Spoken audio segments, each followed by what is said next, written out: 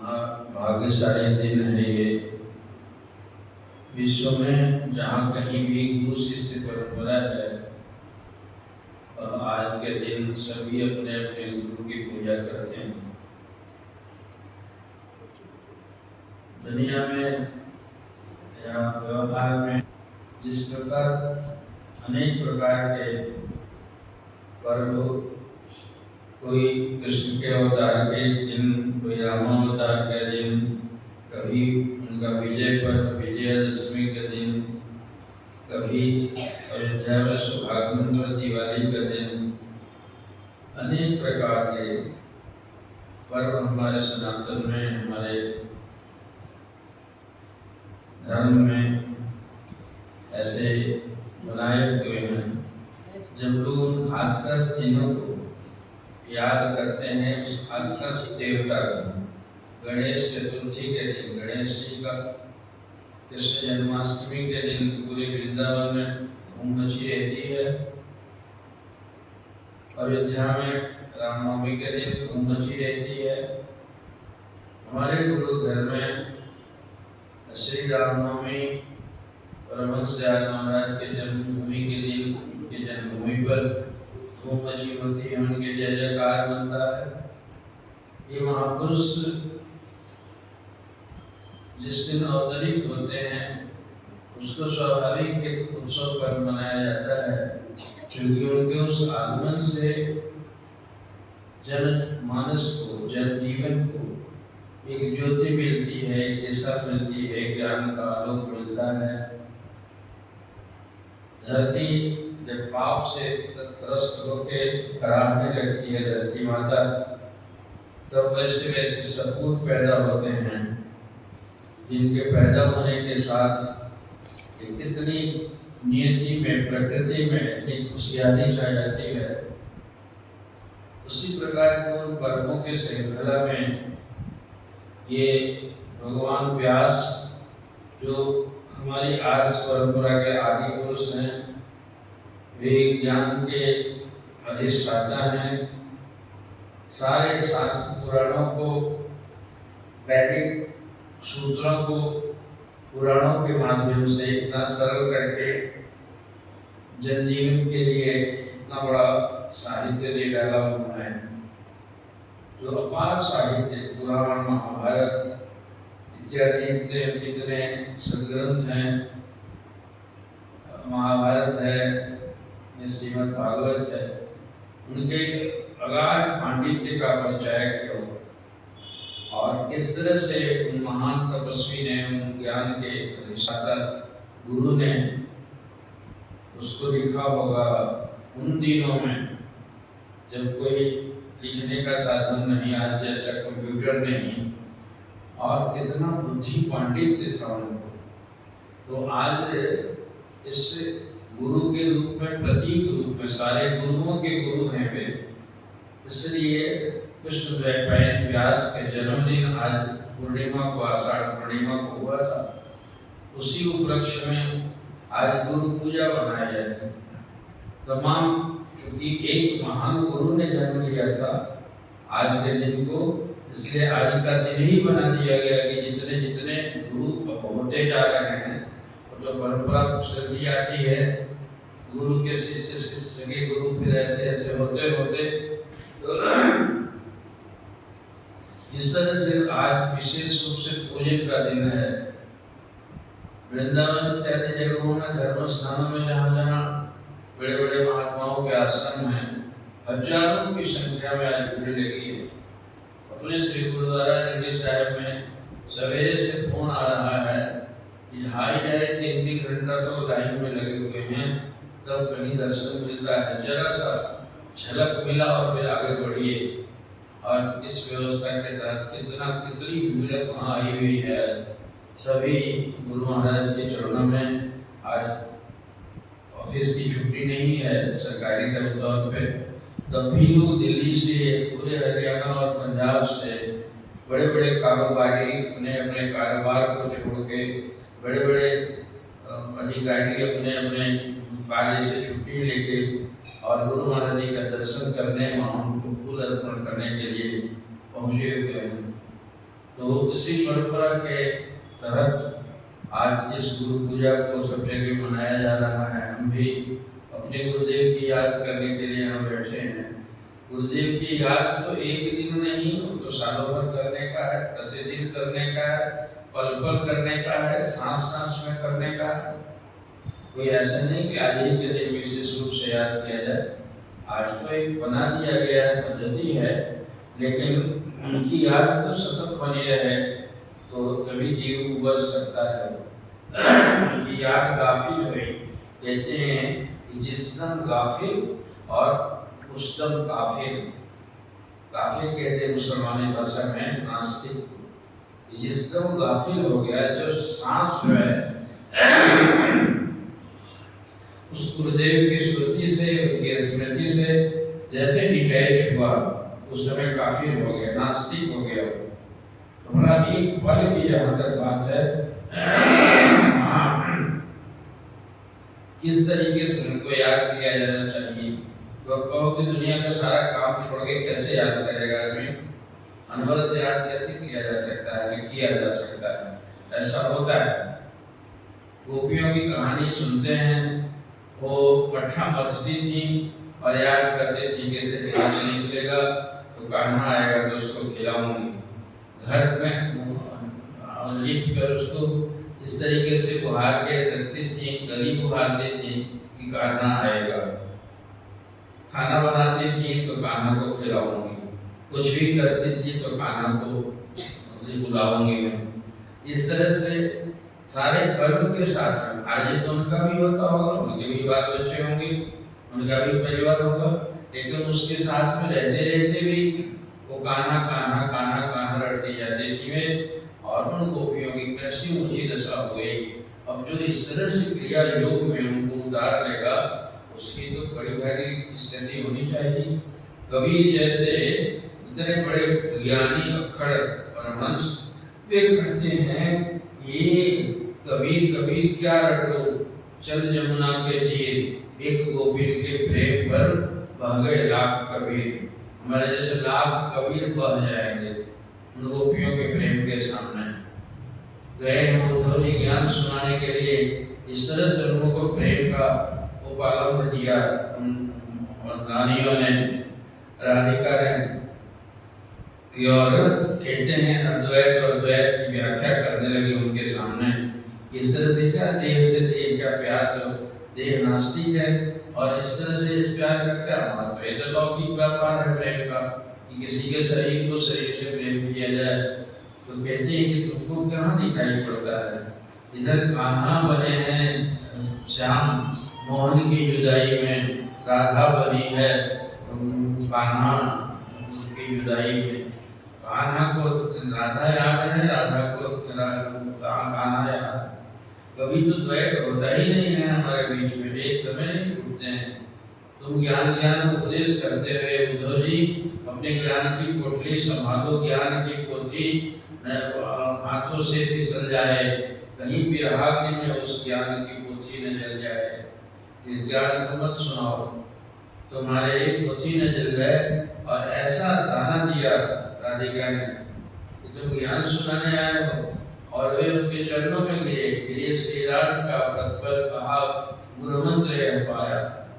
खुली उद्धव की जब आंखें तो कहते हैं कि गिरे श्री राधिका तत्पर कहा गुरु मंत्र ये पाया।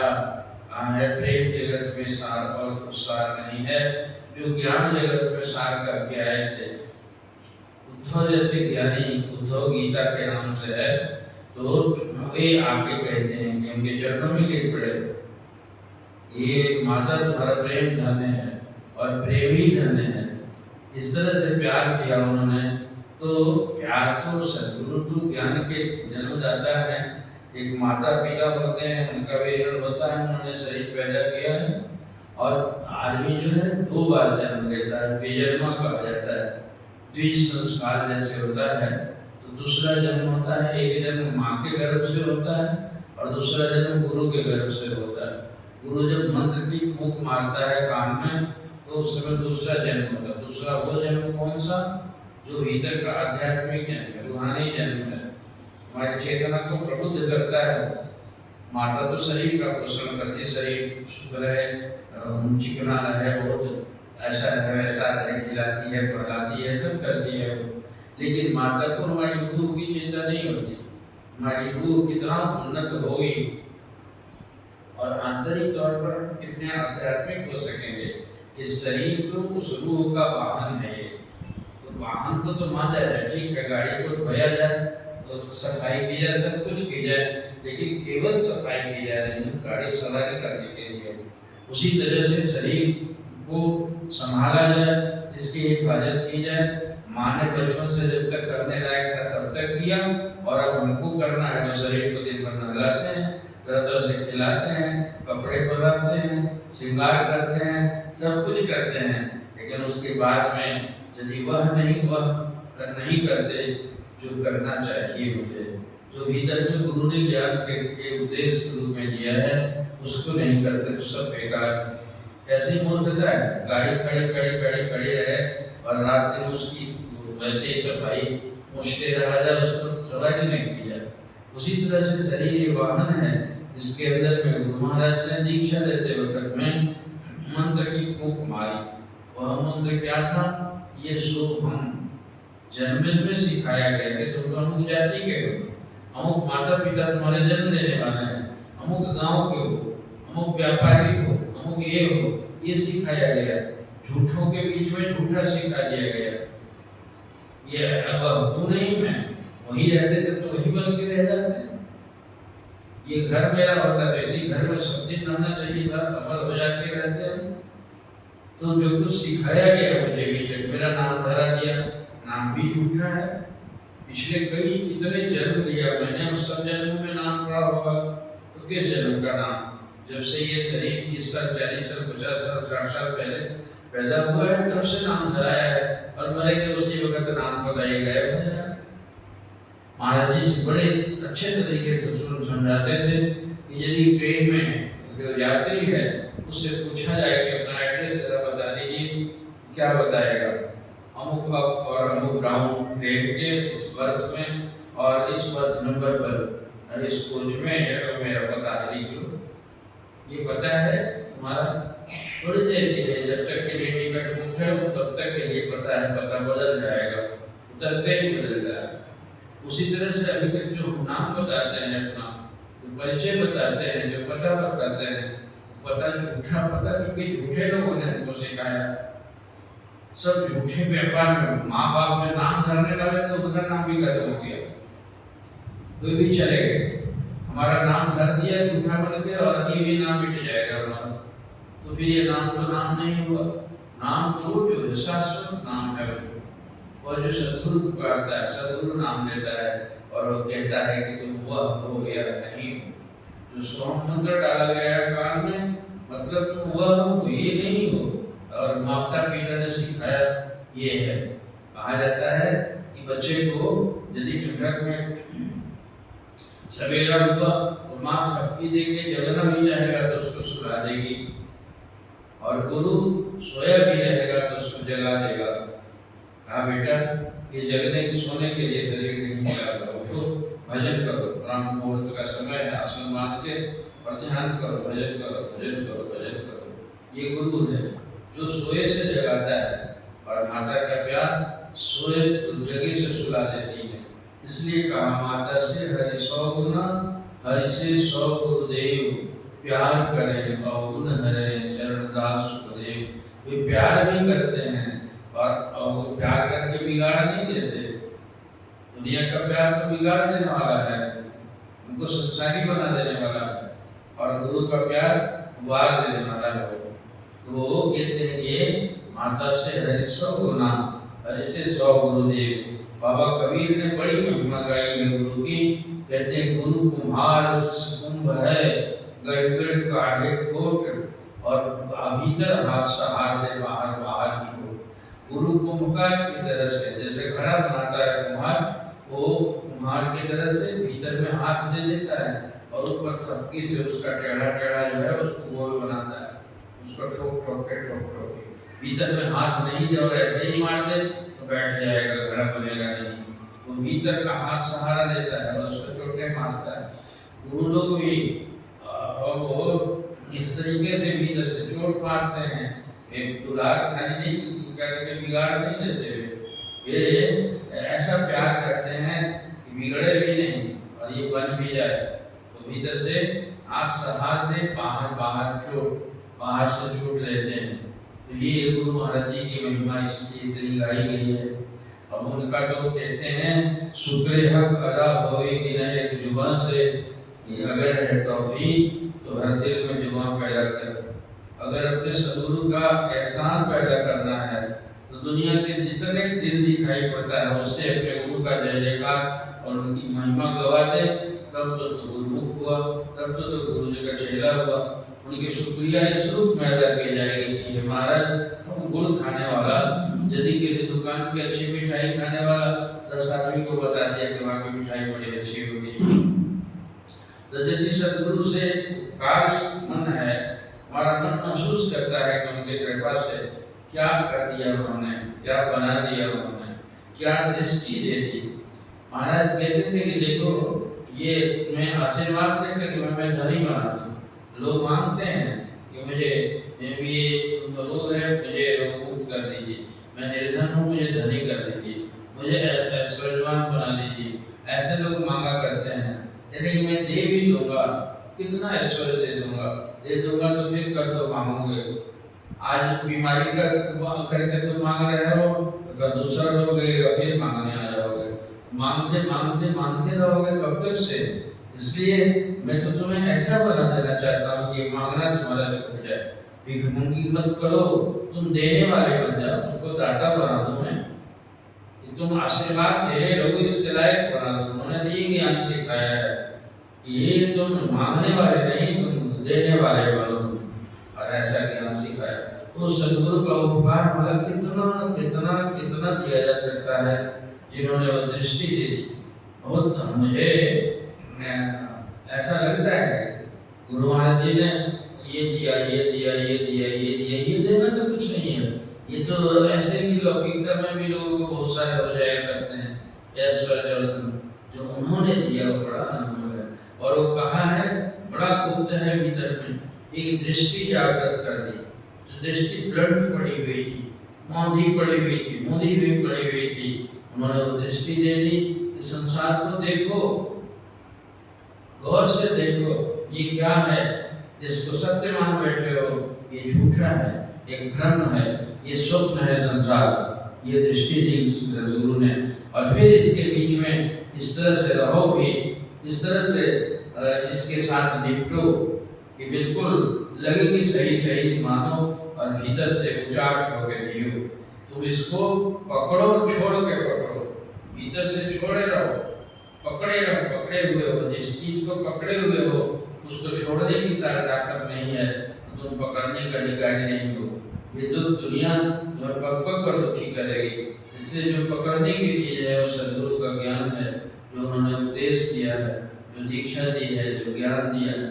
तो ऐसे ज्ञानदाता सदगुरु की जितनी महिमा की जाए, जितना एहसान दिया जाए उनके चरणों पर, वो कम है। तो आज पावन दिन को उनको हृदय से आभार, उनकी कृपा का। ये महाराज शरण में लेकर भटक रहे थे दुनिया में, कहाँ जगह और जंजल में भटके हुए रहते। अपने आप को हम लोग देखते हैं, मेरे साथ के जन्मे हुए जो मर गए होंगे कितने जीव ही रहे हैं, तो बिल्कुल रोते हुए जी रहे हैं। और उन्होंने इस तरह की दृष्टि जागृत कर दी। उनकी कृपा का एक फल कितना गिराया जाए, उन्होंने उबार दिया जैसे। तो उनकी उस कृपा के याद करने के बाद में रोना खड़ा हो जाता है, रुलाई आती है। लाख भी एहसान देता हूँ तो कम होगा महाराज। आपने क्या बना दिया, क्या दे दिया, क्या समझा दिया, और क्या सूझबूझ दे दी। एक विवेक दिया, एक ज्ञान दिया, एक दृष्टि दी संसार को निरखने परखने की।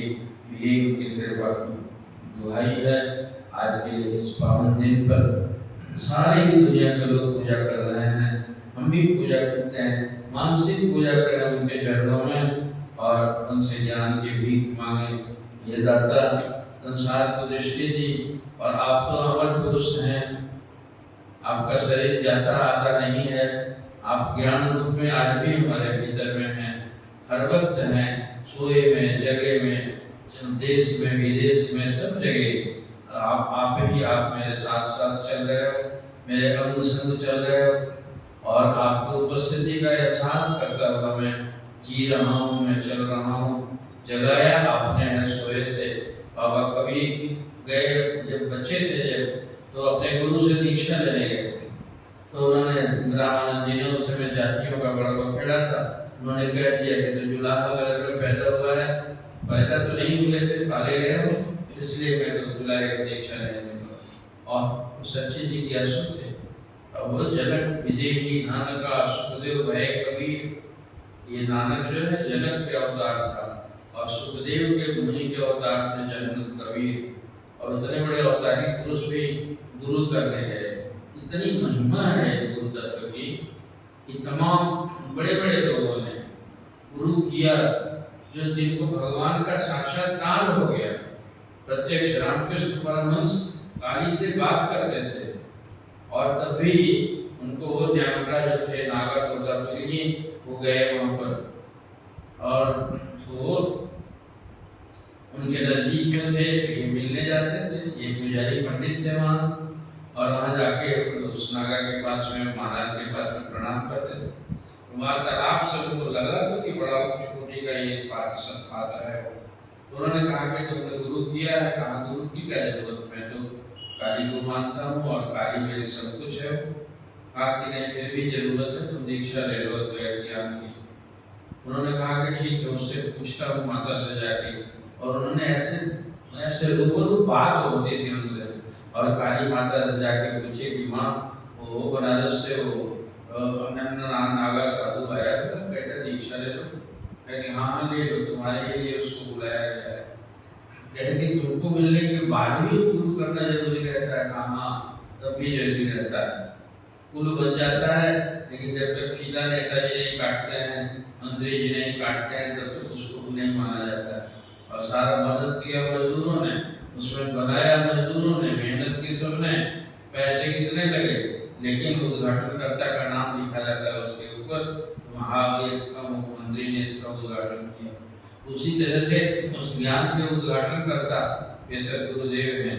ज्ञान की चाबी उन्हीं के हाथ में है।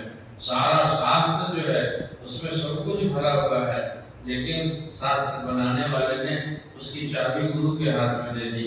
वो जब खोलेंगे तभी खुलेगा, अपने से उसको जाने में, ढूंढने में कुछ भी हासिल नहीं होगा।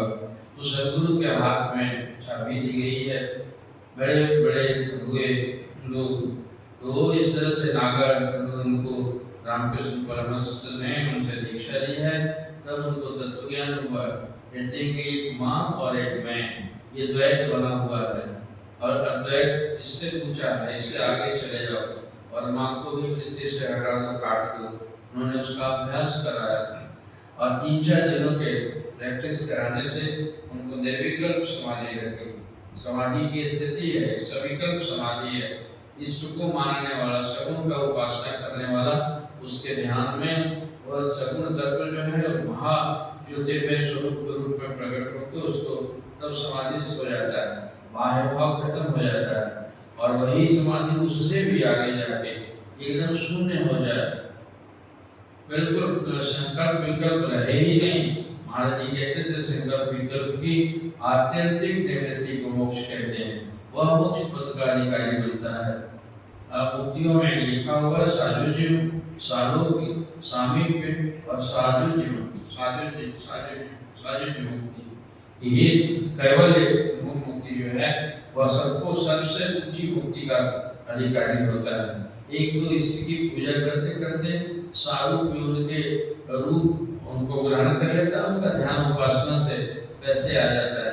एक सामीप्य तो उनके लोक में, उनके निकट में जन्म लेता है, सालोक्य तो उनके लोक में जाता है, और उससे भी आगे कैवल्य में वो जो तत्व रूप है, कारण के रूप और लोक ये सब तो देह से संबंधित हैं, और उनका जो शाश्वत स्वरूप है, जो महाब्रह्मांडीय स्वरूप, जो कण कण में व्यापक जो ब्रह्म सत्ता है, उसमें विलय हो जाना, जैसे नमक की डली समुद्र में गई और उससे साथ गल के समुद्र रूप बन गई, उसी तरह से उस गुरु तत्व को, उस ईश्वर तत्व को, उस इस तत्व को, भगवत तत्व को ध्यान स्मरण करते करते करते करते शून्य दशा प्राप्त हो जाना, तो ये कैवल्य मुक्ति का अधिकारी बनता है। उस कैवल्य पद को देने वाले हैं सदगुरु। कि 4 मुक्ति तुम ब्याज में, सेवक जो उनका होता है उसके लिए कहते हैं सेवक के मैं कर बिकूं और ये मेरा उसूल, 4 मुक्ति तुम ब्याज में और दे न सकूं मैं मूल। वो तो सेवक रोए रोए से कहता है कि हे महाराज आपकी शुक्रिया कैसे अदा करें हम, वह कितना करता है। और सदगुरु कहते हैं कि जो मेरा सच्चा सेवक है 4 मुक्ति दूसरे तो ब्याज में दूंगा मैं और मूल बाकी रह जाएगा, उसका मूल मैं नहीं चुका सकता। तो ये कृपा है। गुरु कहे शिष्य पूजिए, शिष्य कहे गुरु पूज, या में संशय है नहीं मेरी अरुण की सूझ। तो इस तरीके से सदगुरुदेव के उस एहसान का आज उनको फूल चढ़ाने का है, मानसिक रूप से उनको उनके ऊपर निछावर होने का है, उनकी कृपा की दुहाई करके लाख लाख शुक्रिया देने का दिन है। इसी के लिए हम उन देव मूर्ति के सामने आज बैठे हुए हैं। सदगुरुदेव भगवान के चरणों में अपने मिट्टी पुष्पांजलि अर्पित करें और प्रार्थना करें कि हे महाराज जो पल पल में नाम रटने वाली आदत है उसकी स्थिति बना दीजिए, ताकि कभी भी ध्यान आपका न छूटे, एक सांस भी गाफिल न हो और हम आपकी उपासना करते करते ही इस दम से प्राण निकले, तेरी सेवा करते करते इस तन से प्राण निकले, तेरा नाम रटते रटते, आपका नाम आपका मंत्र रटते रटते सही से जन्म से प्राण निकले। ऐसी हालत बना दो, ऐसी मानसिकता बना दो, ये कृपा की दुहाई मांगे। संसार की मांग नहीं मांगनी चाहिए। महाराज जी इसके लिए स्पष्ट रूप से कहते थे, ये मांग कितना मांगोगे, दुनिया की मांग मांगोगे, एक के मांग दूसरा आ जाएगा और पूरा होते ही तीसरा आ जाएगा, तीसरा आ जाएगा तो चौथा आ जाएगा। ये रोचक ख्याल के लोग होते हैं, कहते भी थे, कहते भी जाते हैं, कभी कभी हंसाते थे, कहते कि ये बुढ़िया आती है मेरे सामने, शरीर हिल रहा है, ऐसे मेरे पास में आई और बस ये महाराज से छोटी बहू को कुछ नहीं हो रहा है और छोटा बेटों के लिए ऐसा आशीर्वाद भी देते थे। तो मैं कह भी दूँ कि ये हो जाएगा तुम्हें, लेकिन उस होने के बाद फिर तो आओगे मांगने के लिए, फिर दूसरी मांग हो जाएगी, फिर तीसरी मांग हो जाएगी, इस तरह से मांगों का सिलसिला बनता रहेगा। इसलिए मांगना बंद कर दो। कहते थे कि जैसे कोई मजदूर में नौका वो करता है, कोई प्रोजेक्ट में कोई पुल में काम करते रहता है और काम करने के पहले एडवांस मजदूरी मांगते रहता है कि जरा सा काम है से हमारे तनख्वाह में काट लीजिएगा, जरा पहले से दे दीजिए, जरा दे दीजिए। हरदम मांगता ही रहता है, मांगता ही रहता है, मांगता ही रहता है। मालिक भी तंग आ जाता है उस मांगने वाले से। और एक वैसा मजदूर की केवल दौड़ के आके काम करता है कि आज काम इतना पूरा कर लेना है, हमारी इतना काम शाम तक से हम लोग कर लेंगे, और दौड़ दौड़ के काम करता है, पैसा नहीं मांगता, पैसा तो मेरा बन ही रहा है, उसकी चिंता नहीं करता है, उस पर कितना मालिक खुश रहता है। उसी तरह से तुम दौड़ दौड़ के काम करो, जगत मजदूरी देता है तो क्या मांगे भगवान, संसार मजदूरी देता है तो भगवान क्या मुझसे भी कम है, इसलिए वो तो दे देगा, लेकिन मांगकर मुंह क्यों हल्का करते हो तुम। इसलिए निष्काम प्रेम, निष्काम सेवा, निष्काम भक्ति, निष्काम न्यौछावर, इसके बदले में आप मुझे मिल जाओ। जैसे राजा ने रूपनगर बसा दिया था और ये कहा कि जो मुझे सबसे पहले मिलेगा मैं उसको राज तिलक कर दूंगा कल दूसरे दिन। और आदमी आए, इतना ज़्यादा जितना खाने का चीज, मानने का चीज, गहने और तमाम सोने और चांदियों का हाट लगा दिया, लोग भी ले रहे, मुफ्त में सब लुटाया जा रहा, सब लुटने में लग गए। और एक आदमी आंख मूंदा चारों तरफ से दौड़ के राजा के पास पहुंच गया, सोचा कि ये तमाम बाजार तो राजा का ही है, राजा मिल जाएगा तो ये सब तो मिल ही जाएगा, इसलिए यदि इसी के लेने के चक्कर में रह जाऊंगा तो राजा छूट जाएगा। उसी तरह से संसार का मेला लगा हुआ है और भांति भांति के सामान यहाँ है, वहाँ बिखरे पड़े हुए हैं, उन सामानों को लेने के चक्कर में तुम राजा को छोड़ रहे हो, और जो राजा को पकड़ देता है दुनिया का सामान भी उसी का हो जाता है। बड़े बड़े गौतम बुद्ध ने तो वैसे इतना बड़ा राजा जो शुद्धोधन का राज्य छोड़ दिया, और उसके बदले में उसके ऊपर जितने फूल चढ़े उतने में तो टट्टा बेला तक की हस्ती बिक जाएगी, जितना फूल उनके ऊपर चढ़ाया गया, कितना धन चाहिए। जिस धन को लात मार के आए वो धन पीछे से आ गया और उन्होंने भगवान को पा लिया, भगवत तत्व बुद्धत्व को प्राप्त कर लिया, बुद्ध भगवान बन गए। तो इस तरीके से जिन जिन महापुरुषों का चरित्र, गुरुओं का चरित्र बताता है ये संसार की छाया को मत पकड़ो, और छाया वाले को पकड़ोगे तो छाया तो अपने आप साथ आ जाएगा। संसार के पैर पीछे दौड़ के आएंगे यदि तुम भगवान को पाओगे। ये सद्गुरु की शिक्षा है और बिल्कुल खरी शिक्षा है, रोज की बात नहीं। मेरे महाराज ऐसे रोचक बात नहीं करते थे, ठोस बात, साफ बात कहते हैं कि तुम कुछ मांगोगे तो दे भी दूंगा, लेकिन दूसरी मांग आ जाएगी बेटा, इसलिए मांग मांग कर अपना मुंह मत खराब करो। हाँ, तुम्हें जो जरूरत होगी, मैं आपकी माँ को के पास दरखास्त नहीं लिखना पड़ता है बेटा को कि ठंडा आ गया है, मेरे पास स्वेटर नहीं है, माता जी मेरे लिए स्वेटर दे दीजिए, कभी पिटीशन लिखता है? माँ को खुद ही फिक्र लगी हुई है कि इसको स्वेटर नहीं है बच्चे के लिए, पहले स्वेटर बना देगी, तो तुम क्यों मांगते हो? तो माताओं का भी माता है, वो जो सद्गुरु भगवान है, जो वह तुम्हारी माँ का भी मान है, तुम्हारी सारी जरूरत को पूरी करेगा, वो केवल उसके बने रहो, उसकी कृपा की दुआएं देते रहो, वो सब दे देगा, तुम्हें भरपूर कर देगा। वो दाता है, संसार को देने वाला है, इसलिए उसके द्वार पर पड़े रहो। सद्गुरु के द्वार पर पड़ने के लिए बाबा कबीर कहते हैं कि द्वार धनी के पड़े रहो, धक्का धनी का कहाँ है, कबहू धनी निवा नहीं, जो दर छाड़ न जाए। अपने वैसे ही गुरु मिले थे उनके, रात में तो उन्होंने जवाब दे दिया कि मेरी दीक्षा तुमको नहीं देंगे, तो ये उन्हीं की सीढ़ी पर माथा टेक के चुपचाप सो गए। रात में ठंडा का समय था, गुरुदेव रामानंद जी स्नान करने के लिए आंख में कुंडल लेके सवेरे सवेरे ब्रह्म मुहूर्त में जाने लगे गंगा स्नान के लिए, तो उसके माथे में ठोकर लग गई। ठोकर लगे तो भोर में किसी को हमसे चोट लग जाए तो ऐसे समझे कहे बेटा उठ जाओ, राम राम जपो बेटा, राम राम जपो बेटा, ये ब्रह्म मुहूर्त सोने का नहीं है। बस उसी को गए और राम राम राम राम राम राम जपते जपते जपते जपते कबीर जब बन गए, उनका एहसान जताने के लिए गए कि हे महाराज, हे कृपालु, इतनी बड़ी कृपा की मुझे, इतनी बड़ी दात मिल गई, मेरा मन मानस उजियार हो गया है, आनंद से भरपूर हो गया। तो मैंने तो तुमको दीक्षा भी नहीं दी थी, कहा कि भोर में ठोकर लगी थी तो आपने कहा था ना राम राम जपो बेटा, पहले तो रात में लौटा दिया था, और उन्होंने तो समझा कि अभी लौटा दिया था तो लौट के चला गया होगा, कोई भी गूंगा पड़ा हुआ होगा। तो कहते हैं कभी सपने में सद्गुरु मिला और सोवत दिया जगाया। मेरा सद्गुरु तो सपने में मिला है, मैं सपना देख रहा था, मैं सोया हुआ था और ठोकर से मुझे जगा दिया, और यही सोच मंडल पता मत सपना हो जाए, संसार को देखने लगूंगा वह छूट जाएगा, इसलिए उसको पकड़े रहूं मैं, ऐसा प्रयास करूंगा। मेरा सद्गुरु, मेरा साईं सपने में मिला था और उठ के जगा दिया था।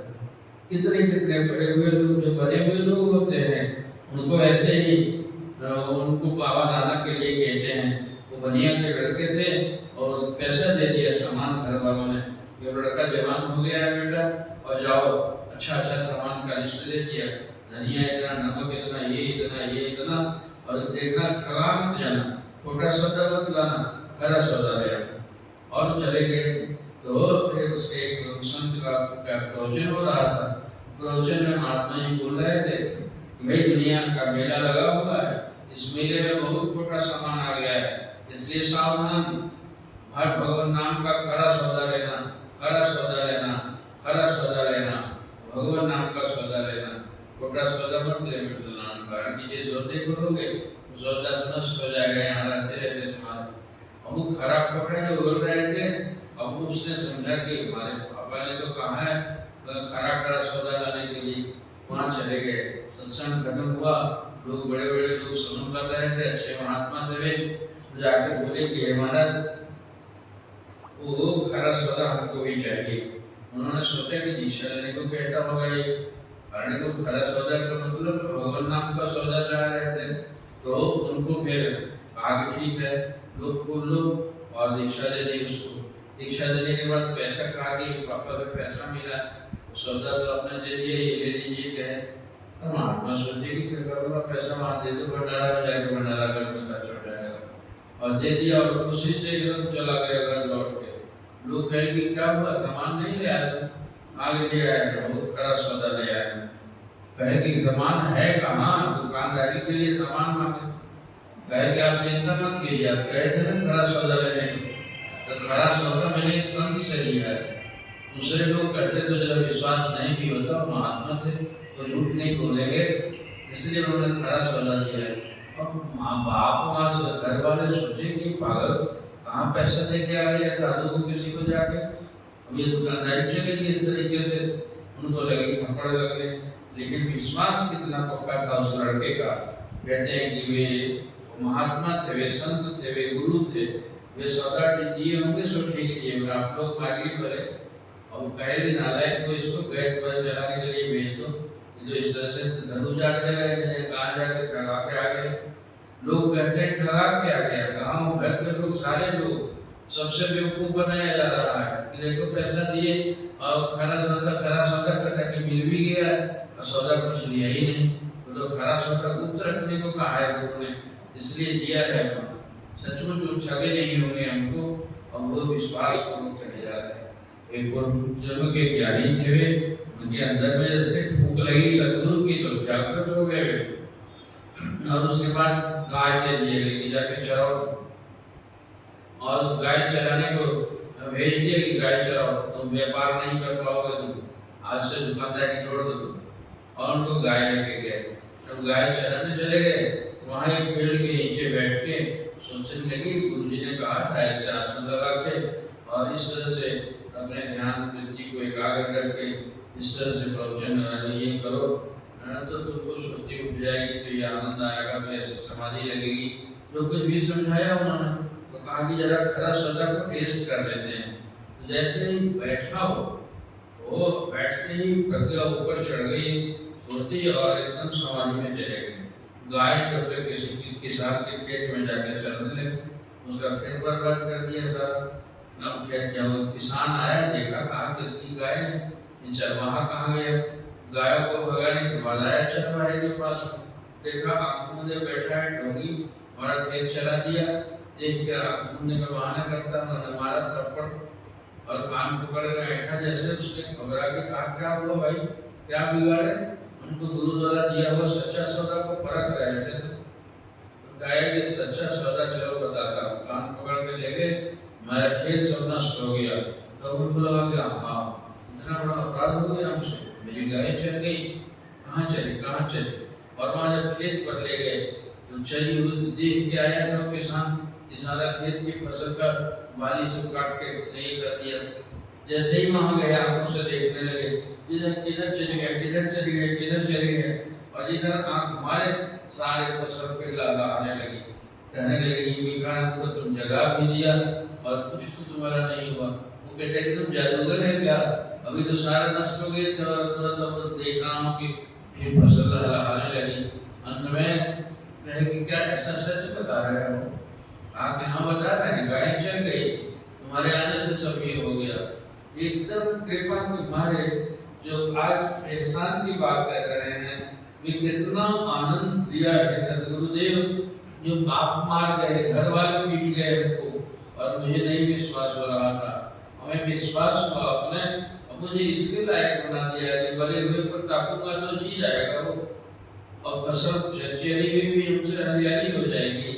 मेरे आंख में इतनी ताकत दे दी, और उसी वक्त में बस उछल के वाह गुरु वाह गुरु वाह गुरु वाह गुरु वाह गुरु वाह गुरु करने लगे वे। और उनकी देखा था कि लड़के भी सब वाह गुरु करने लगे। और तब जब ख्याल टूटा, आनंद से भरपूर हो गए। वाह गुरु, अपने गुरु की वाहवाही कर रहे हैं, यह तुमने क्या बना दिया, कैसी दृष्टि दे दी है दाता जी। और जब एकदम वाहवाही के मारे गदगद हो रहे थे तो फिर कहा साथियों की, अरे जलवा देखा यार का। तो नानक गीता वाह वाह मैं तो कर रहा हूँ कि मैंने जलवा देखा, और मैंने तो कहा देख के तुमने देखा क्या? मैं तो देख के कह रहा हूँ, तुमने क्या देखा जो ऐसे कर रहे, देखा देखी कर रहे हो। तो पूरे नानक पंथ में सिख लोग जो है हमारे यहाँ जो हनुमान जी की जय, राम जी की जय करते हैं, वो लोग वाह गुरु की फतह, वाह गुरु की फतह, वाह गुरु वाह गुरु वाह गुरु वाह गुरु ही बोलते हैं। जयकारा का मतलब कि उनके गुरु ने वाहवाही की थी। तो ये सदगुरु की कृपा का फल था। घर वाले कहते हैं कि अब बताओ नानक कमल हो गए, अवतारी बन गए, पूरा एक पंथ चला के रख दिया उन्होंने, और दुनिया कहती है कि जाके लुटा दिया, गंवा दिया, ठगा गया। और वो कहते हैं कि मैं ठगाया नहीं, मैं साधु से लेके आया हूँ, सौदा मेरा खरा है, और उस खरा को पिटाई करने के बाद भी बदले हैं। अब आज तो छोटी सी लगती है, लेकिन उनकी निष्ठा कितनी थी। गांव भर के लोग जैसे कहने लगे जिस तरह से ये, और पीटने लगे कि ठगा के आ गया है, तो अब लगेगा मन में कि सच में ही नहीं ठगा गया। लेकिन लाख दुनिया कहते ठगा गया, मेरा दिल मानता है कि मैं नहीं ठगा गया हूँ। इतना विश्वासी वो 13,000 का लड़का, और इतना ज्यादा ऐसा विश्वास कैसे हो गया? कट्टर विश्वास बालक का जब होता है, विश्वास तो कमाल कर जाता है। विश्वास हुआ प्रहलाद को, उसके बाप ने कहा कि मैं सर्वशक्तिमान हूँ। कहा कि थोड़ी शक्ति आपको मिली है, लेकिन सर्वशक्तिमान तो परमात्मा है, आप कैसे हो सकते हैं? उसे थोड़ी सी शक्ति मिल गई है आपको, जिसे राजा बने हुए कुछ लोगों को शासन करेंगे, नहीं मैं सर्वशक्तिमान। कहा कि नहीं, आप सर्वशक्तिमान नहीं है, सर्वशक्तिमान तो मेरा मालिक है, मेरे परमात्मा। 8 वर्ष का बालक इतना मजबूत कि वो एकदम चुल गया दुष्टता पर, और इनको टीचर को कहा कि इसको पढ़ाओ, कहेंगे राजा सर्वशक्तिमान है, कहते हैं कि नहीं मैं ये नहीं कर सकता, सर्वशक्तिमान राजा नहीं कर सकता, सर्वशक्तिमान तो परमात्मा है। कितना को ये कर पाए? फिर डराया उसको, हाथी के को एकदम चिघाड़ते हुए हाथी के पैरों तोड़े रखने वाला चाहा, हाथी उसको छूते ही पीछे की ओर भागा। नित्या राक्षसी को पहला उसमें क्या कर लेता है, होलिका को लेके आग में बैठा दिया कि अब तो डर कर बोल कि मैं सर्वशक्तिमान हूँ। वो चादर जो उड़ी आशीर्वाद से सभी जानते हैं, होलिका के ऊपर पड़ गई, होलिका मर गई, और आग के बीच में प्रहलाद जो है जिंदा का जिंदा बचा रहा। लाख कोशिश की उसके बाप ने, पहाड़ पर से पटकवा दिया कि मार डालो इसको।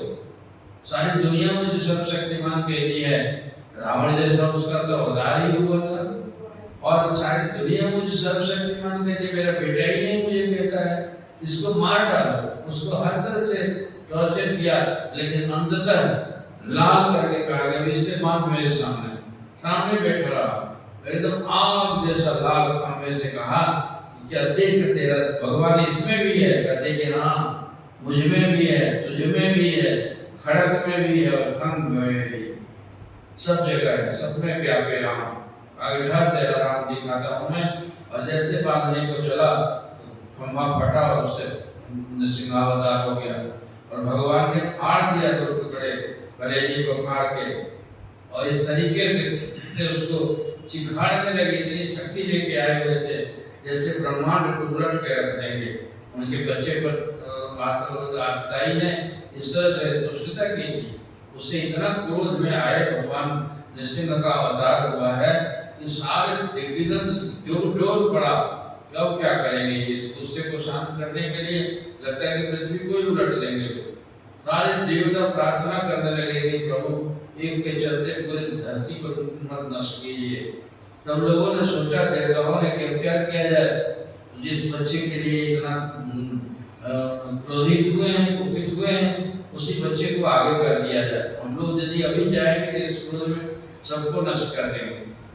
तब उसको बच्चे को जाके हाथ जोड़ा, जैसे ही देखा एक क्रोध से, जैसे किसी गर्म तवा पर घर में ठंडा पानी डाल दिया गया हो। इतने क्रोध से देखते ही बच्चे को छोड़ के हमारे जैसे माँ उठाती है, उसको गोद में लेके उठा के चूमने लगे। कहने लगे आप चाटने के लिए तो बाघ का की जीभ थी और उसको चूम चाट रहे हैं, गले से लगाए हुए हैं। कहा बेटा मुझे क्षमा कर, तुम्हें इतना कष्ट दिलवाया, इतना देर करके आया हूँ।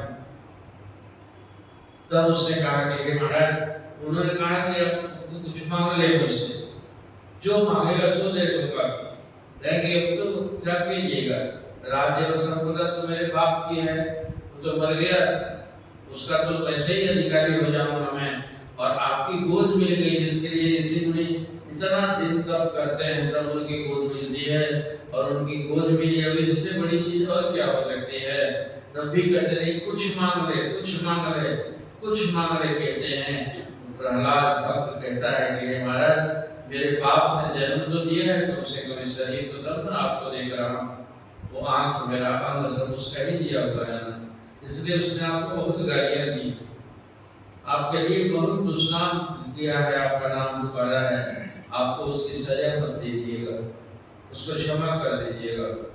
एकदम सारे पूर्व अवस्था में लगी। धन्य प्रहलाद, इतने आतताई पिता को जो तुमको मार देना चाहे उसके लिए कहता है कि उसके ऊपर क्षमा कर दीजिएगा, उसको मत मारिए।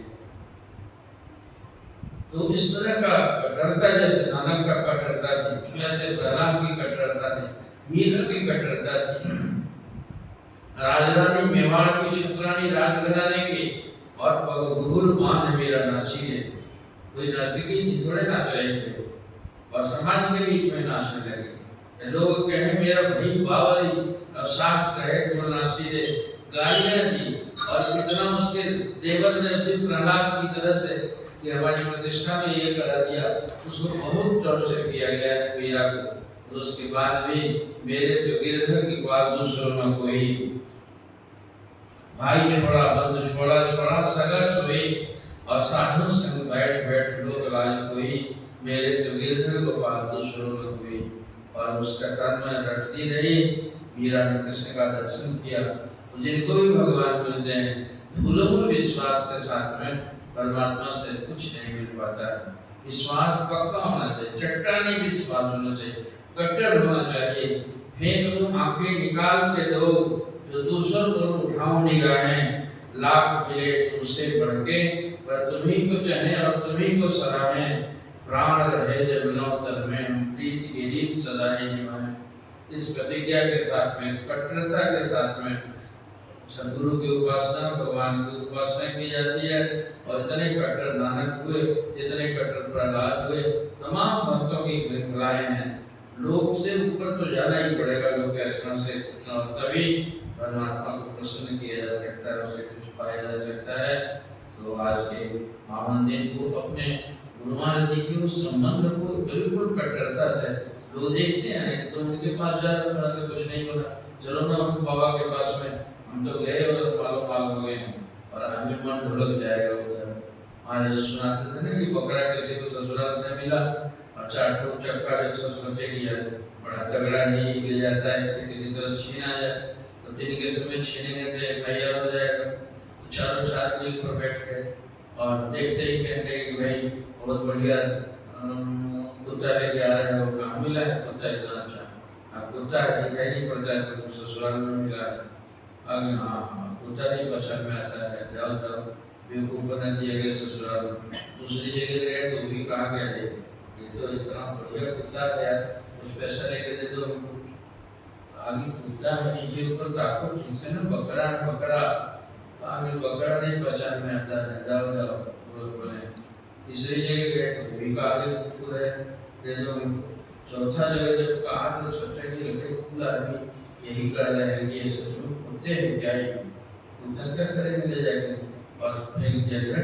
ले जाओ, गालियाँ देने लगा ससुराल वालों को कि उनको कुकुर दे दिया, उनको बकरा काट के, और चारों ने अपना काम बना लिया। इसी तरह से विश्वास का पक्का।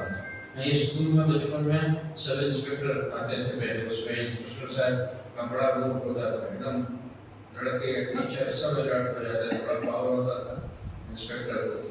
वो गांव के नज़दीक में स्कूल था, वहाँ एक लड़के को पूछने लगे, एक ही लाइन में सब लड़के खड़े हो गए।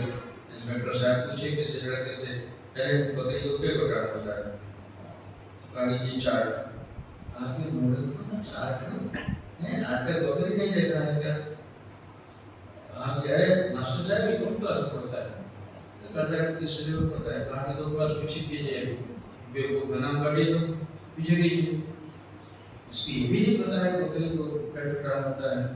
कहते हैं कि नहीं 5 रुपये होता है। जैसे ही देखा कि नाम काट के नीचे आने की बात है, से बदल गया। वैसे गुरुओं का भी व्यापार होता है, दुकानदारी है। जिसको जिससे नसीब है, जिससे जुड़ के कुछ लाभ मिलना है, वो तो बजा हुआ है। अब फिर वो मिल गया तो फिर जीवन में लाख परिस्थिति आवे, गरीबी में, अमीरी में, दुख में, सुख में, हर हालत में पकड़ दिया सो पकड़ दिया। ये क्या मतलब पकड़ना और छोड़ना? तो ठीक ख्याल के लोग ऐसा किया करते हैं, घूम घूम कर दुकान पर इधर से उधर ढोते रहते हैं और जीवन भर ढोते ही रह जाते हैं। इस तरह से गुरु निष्ठा पक्की होनी चाहिए। इतना निष्ठा होगी कभी की पक्की, रात में ठोकर लगी रामायण जी के कड़ाओं से, और राम राम जब तो कहते हुए परमहंस बन गए। विधिवत फूल लेके माला पहना के, पैसा चढ़ा के, मिठाई चढ़ा के दीक्षा ली जाती है, तब तो अंधेरा आँख के सामने बना रहता है, दूर ही नहीं होता है। और रात में ऐसे अनगढ़ रूप से उनको ठोकर लग गई और इतनी बड़ी परमहंस हो गए। कैसे जागृत लोग होंगे, और तब इतने आज नाम गाया जा रहा है, उनके गीत गाया जा रहा है। तो इस तरह से जितनी भी महिमा की जाए, सारा दिन रात बीत जाए, जीवन बीत जाए, तब भी कम है उनके एहसान को बदला के लिए, उनको शुक्रिया अदा करने में, उनकी पूजा के लिए न्यौछावर होने में। इसी भावना के साथ में हम प्रार्थना करें, पूजा करें उनकी, और आज के दिन बहुत बहुत आशीर्वाद दें। आज गुरु महाराज जी के पावन पवित्र पीठ की तरफ से सबके मंगल के लिए, सबके सुख के लिए, सबके सद्भावना और संतोष के लिए मैं हृदय से आशीर्वाद ज्ञापित करता हूँ और गुरु महाराज से प्रार्थना करता हूँ सबका कल्याण करें। बोल मेरे सदगुरुदेव भगवान की जय।